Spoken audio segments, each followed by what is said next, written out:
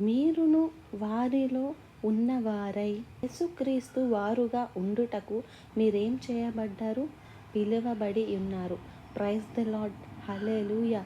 We are called to be the people of Jesus Christ.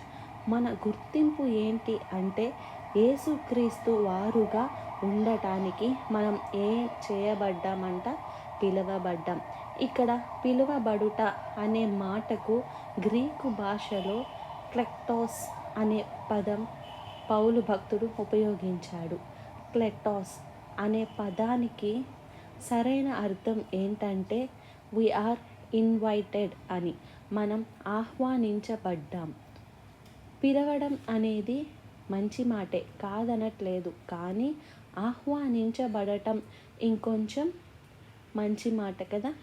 పిలవడం క్యాజువల్గా మనం మాట్లాడే మాట. హలో, ఒకసారి ఇలా రండి అని పిలుస్తాం కదా, దాన్ని పిలవడం అంటారు.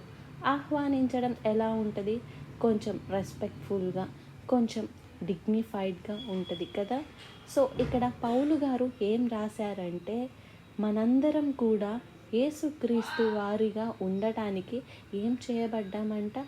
ఏదో క్యాజువల్గా పిలవలేదు మనల్ని. బాబు ఇలా రా, నాయన, అయ్యా ఇలా రండి అని క్యాజువల్గా పిలిచిన పిలుపు కాదట అది. We are invited.